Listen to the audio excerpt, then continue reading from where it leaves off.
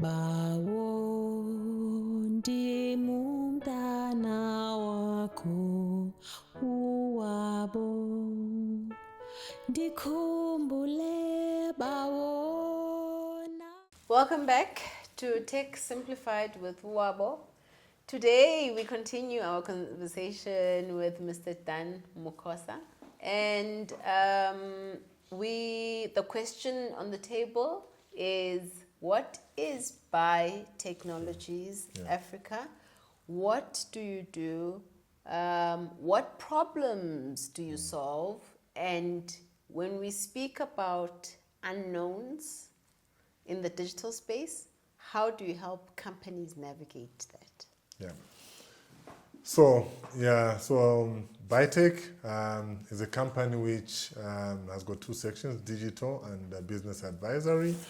On the digital side, we do digital solutions. A digital solution is a solution where you use technology to solve an actual business problem, to give you an output. Can you give me an example? So one of the solutions we're developing right now is we've developed a solution which helps private equity firms manage their portfolio proactively. What happens now with private equity firms is that they invest in a lot of companies or other funds and wait for quarterly reports or board to find out what is wrong with the companies. Now we're using technology and AI to help them think about what are the trends, what are the public sentiments, the social sentiments, and also the behavior patterns which will affect the performance of their portfolio. Now we have created a tool which helps fund managers simulate and forecast and create scenarios in a couple of seconds around their exit strategies, as opposed to somebody with the experience and using 20 Excels. You can now all do it on one platform. It's convenient. It means back-end resources where a private equity firm had maybe 7 people doing back-end analysis and stuff like that. They might need only a half of a person. Those people will have to go now start doing more meaningful work than doing analysis and insights. AI now generates insights in a couple of seconds. And unpacks complex problems using AI, because it can look at multivariable analysis, while before it was one person who tried to see a pattern between two. So that would be a business problem. The other one we're doing is, which cuts across as BiTech, this is what we're really passionate about, is called Electronic Strategic Office. We're launching it next year. Strategic Office. So what I've done is I've used my years of experience doing a couple of $1 billion worth of capital projects, and we used to do this in command centers, and we've digitized it. The problem we're solving for is this. When you develop strategy, the strategy is your end. You put targets and what. You never get involved in the house as ESCO. You give it to your team, you put enablers, capabilities, and functions for them to execute. The tool now comes and says, how do you manage your project, or your strategy on a day-to-day, and how do you measure that returns are achieved? What has been happening in corporate is that you would have to get big consultants or big command centers to help you quantify if your strategy is working, for you to even know that it's working. To execute, to measure. So we've created a tool now which forces you to execute in a standardized way. It's got a gate system where every gate you have to get a certain score for you to guarantee that, or to assure you that your projects which are meant for your strategy are being executed in a way that will guarantee success. So a stage gate process, then we've got dashboards, we are forecasting using AI. And you're taking this from multiple functions within the within the organization, and we're using the project management life cycle, because we came up with our own strategy life cycle and it confused the hell out of everyone. So we said, okay, it's fine. Projects go from start to end. So we are going to just use a normal cycle from planning to closure, and we are going to use that. We're going to put our AI to do assessments, to do evaluation, to do forecasting, to do early warnings, and to actually measure how well your strategy is actually being executed. So that is empowering. That is, you have it 24/7. It helps you now make the right decisions, call the right departments as a CFO, as a CEO to come and say, what is going on here? Proactively, Yes, yeah. you don't need to wait for a strategic review, 6 months or 1 You don't need year. to wait for a report. Yeah. And also, you don't need to, and this is what I've seen, where reports are not really accurate. Yes. If the department doesn't want to seem to not... No, don't want to, yeah. So we've created one version of the truth. Okay, so Everything follows there. Okay. The approvals are there. It's even got a workflow. And the CEO... And you can see what is stuck where. Yeah. All right, and cool. it gives you notifications. It pops up just like your normal screen on your Yeah. phone, where before you never had that, where it comes and says there's a risk which has been identified. Yeah. And the risk we're measuring here is not on the project, we're doing the risk on the impact. The difference is this: if I have a strategic imperative to improve capability in my organization, I'm going to train people. Okay. So before, what people will do is they'll measure how well the trainer and everyone has done the training. As we're measuring if the training actually worked. Okay, fine. Even if you haven't trained everybody. Okay, so that's number 2. You talked about 5 pillars. So we do digital solutions. The second thing we're doing is we're doing business intelligence. In fact, the founder of BiTech has been doing business intelligence for the last 20 years plus. So we're implementing one of the biggest cloud, Toela, the biggest cloud BI implementation right now before it was Southern Africa. I don't know if it still is, according to Microsoft, in South Africa, using Microsoft Fabric. So no one is doing Microsoft Fabric at that scale anywhere in the Southern Hemisphere when we started the project, at least 9 months ago. Okay. So we do a lot of business intelligence.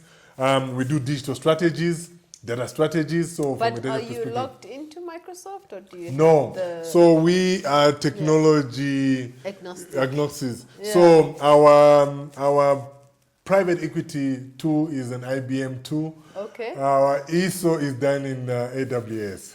Oh, okay. So it's multi. It's multi-cloud. So we go into a customer. So one of the 4th thing we do is digital maturities. We go, we measure, we see, and we look at the cost, because in Africa, cost matters. Licensing cost killers. In fact, that's the reason why people don't leverage technology. So we look at the technology you have and we try to leverage that. So we are IBM Silver partners. We are AWS and Microsoft technical partners. And Microsoft, we also resellers. So we can also do reselling. So just for lack of confusion, you said there's 5 areas. So now we've covered the first one, which is the digital solutions. We've spoken about business intelligence. So where does that electronic strategy office sit in digital solutions? In the other section of BiTech, the business advisor. The business advisor. It was born by doing consultancies and seeing people need PMOs and command center. There's advisory and then there's solutions. Yeah. So the solution is developed by the technical team, but it's sitting on the business advisor in my section. Okay, that's fine. And then what is the 3rd area? So strategies, the digital and developing digital and data strategies. We do that with our customers. Okay. When you say data strategies? So we tell you how you go from where you are right now to being digitally matured. So we do a digital maturity assessment, and then we come up with recommendations. We create a roadmap of how you go from I hate AI, I don't think it adds value to I can't live without it. I don't even know what life was before that. So we take you through the digital journey. So the 4th one is when I was talking to where I was saying that as a digital outfit, what we tend to do is provide capability in-house. So we provide support for digitalization of organizations. So that is something we actually are very passionate about. Empowering people, implementing agility, helping them. People just talk about scrums. They actually don't know what it is and stuff. So we come and we implement that in the organization. So the capability building behind it. And then lastly, what we do from a digital space when it comes to technology, we are a company you can approach to help you create a digital solution, your own in-house digital solution, to optimize your operations.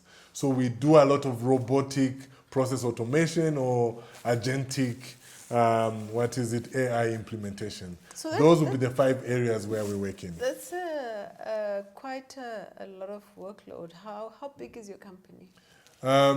So right now, full-time plus minus, the full-time employees plus the consultants, we are sitting at about 9 people. When we look at all the people we've subcontracted, depending on the project and where we are, it could get to like 20 people. Okay. Because we hire a lot of people on being a consultant, we can't have people full-time. So we are able to scale because we're able to get resources in the market across from analysts, back-end, front-end developers, database administrators and stuff like that. Project-based? Yes. Okay. And we also leverage a lot of platforms. There's a lot of Indian platforms which does specialized work. They just come and do that and we continue ourselves. But we try to do almost all the work in-house and support it in-house ourselves. Oh, okay. Yeah. And then the last question that I have, which now speaks about Africa. How can we implement continental integration? Continental integration Of solutions so that we're not all creating the same things, right? Okay. We've got similar problems. I can take one solution, I can scale it into the continent so that it's just a copy and paste rather than a reproduction. Yeah. So, as you would know, you are in telecom. The multinational telecoms do that. But it's done at a private capacity. It's not done in a public sense, right? For the public sense, we come back again to the politics, which you seem to have brought and enjoyed. I think there's 3 things which should happen, right? And this is just my own experience. And looking at kind of what they've done in Western Africa and probably Eastern Africa to a certain degree, I think there has to be uniformity or alignment in the regulatory space. When you have different regulation, it becomes difficult. And for me, who's even worked in the energy space, when I look at kind of Nigeria and Ghana, they kind of sort of are together. So it's easy to even, for an investor to invest across, right? Because they kind of sort of align. So that alignment from a regulatory space needs to happen in Africa before anything actually changes. Secondly, we have, I think, barriers we've created which need to be eliminated. One of those being visas. The visa story is very silly, I think. Specifically for business people who are going to bring value. I think the American visa system has figured that one out very well. If you're of value, whatever, give him 10 years or whatever it is, because this person is not coming to muck around. I think the visa limitations prevents and stops people from actually cutting across. I think the last one is around integration around data and databases. The challenge around investing across and really duplicating solutions comes with availability of data, access to reliable data you can actually trust, I think is a big problem. So you guys were in the data space. The integration of that, I think, is really, really important. Without, like I said, doing facilitating the government role, because everyone talks about it and stuff, I think that will enable the use of technology across the board. But I think in the private sector, people have moved from telcos to the transfer of money, the M-Pesas, and then they're integrated. They're able to move and customize to different markets. But I think if I was to make a last point around integration of Africa, I think the AU needs to create vehicles which enable capital flow across, because the market is big. We are the youngest generation. We have leveraged and jumped on technology like no other. The only difference is that we just don't have the infrastructure to support the technology uptake. But I think an integrated capital fund. These development banks, I think, do that to a good degree, but they're development banks. You still need to go through all the checks and balances. You've done some work with the AU. With the AU, initially there was conversations There was around something the around African Trade AU Center. and leadership and Yes, trade a couple of years ago. A couple yes. of years ago. Tell Yes. us about that. So there was two things to it, right? So the first one, they were looking, when I think they started, the head office was in Ethiopia, if I'm not mistaken. And there was an innovation think tank in Rwanda. So when that innovation think tank was developed In Rwanda. in Rwanda, some of us were called by people probably in our network to just, were recommended. So you were nominated, you're part of this think tank? Yes, to really participate in how do we innovate and how do we support Africa in the growth. Yeah. And in that, I was even selected to What be happened to that? Because those are the vehicles that red we need. tape, right? and what's in it for me. You taking a So it drains you, right? When people start, when people are driving the agenda is about personalized, and this position become personal to holder. And some of us are literally doing voluntary work, and then you're like, no, but no one has got time for this. I don't need this, yes. Yeah. I don't see this the way you see it. Yeah. So you'll find that all these think tanks or these working groups lose momentum. So the working group does exist, but I think no one has even communicated in the WhatsApp group in the last 2-3 years. Maybe people are working in the background, but we're not really involved in it, yeah. Well, Dunn, I think, thank you very much, firstly, for just spending about, an hour and a half with us. Anything in closing, just in terms of what BiTechnologies can assist you with for someone who is, let me maybe talk about tech startups, right, that are afraid, don't know what's out there, all the way to multinational global companies. Because I see your company as being able to help, all the way from the small startup to the large scale that is dealing with maybe transformational issues. Two things right in closing. Yeah. So for the startup specifically, get a mentor. Get somebody who can guide you through the process. Don't reinvent. A lot of people have been reinventing, we went through a lot of pain trying to do, and this thing of developing, just getting our solution on AWS, up to now, we are still fighting. Why? You can only register a solution in one of the designated countries, so Ireland, United Arab Emirates or Canada. So then you need to register a company. You have directors who are based there, and even you can't do it in South Africa. As we see it right now, we can't. So our solution has to be sold separated to clients. We can't put it on the AWS systems. So I'm just saying something like that is a headache. It's a right? headache, yes. So people have done it, they've gone through it. Join the forums where people are actually involved. We always are in a position where we want to partner with as many small developers as possible. We don't want to be a jack of all trades. Already, even just in our ecosystem, I think we have got 4 people who help us do different things. The database, we don't have database, and we're not going to hire database people. We've got a startup which actually focuses and actually implements that. When it comes to specialization, SQL systems, we've gotten a company who just specializes in that, and we've partnered with that. We are a partner to big consultants around change management and actually strategic development. So we are also in an ecosystem. So I like that you are promoting co-creation, that you're promoting collaboration, and it really speaks to, I think, maybe your earlier point around when something is unknown, right? You have to rely on wisdom outside of yourselves. Yeah, wisdom is knowing how to do something different ways, not one way. So anyway, so I think from a startup, we offer partnerships. Let's work together. Let's do different things, different solutions.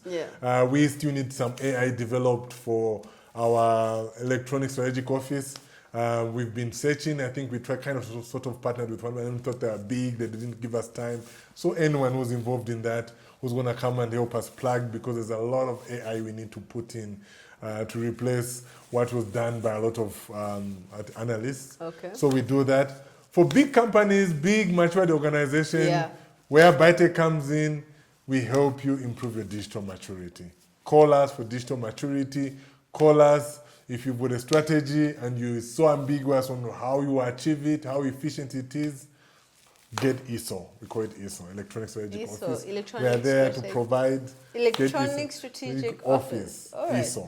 Yeah. Because, I mean, I've seen it that we struggle quite a lot with integrated dashboards Yeah. of how each department is performing. And at EXCO level, you are dependent on what the executive of that area has provides to in front of you. Yeah. it puts in front of you, right? To get to a point where the data point speaks for itself and elevates, integrate to an integrated report that can be viewed across the organization. That's really the way to go, Yeah. I think. For that problem you've defined, get BiTech. Dan, thank you very much you for very your much, time. Wabo. We really appreciate you coming here and sharing your insights. Love the conversation. Thank Enjoyed you. it. All right then. All right, text us. So that was Mr. Dunn Mukosa, and you can look up BiTech Africa, BiTechnologies Africa. And Mr. Dunn Mukosa also does mentoring and coaching. So if you want to maybe reach out to him with a problem around, you are female maybe, and you're wanting to take the next step in your career, I would recommend him from experience. And, I think for me, he's just an overall problem solver with a digital mindset. And also a psychology and people, a human-centered approach to solving the problems that we need to be solving. Thank you.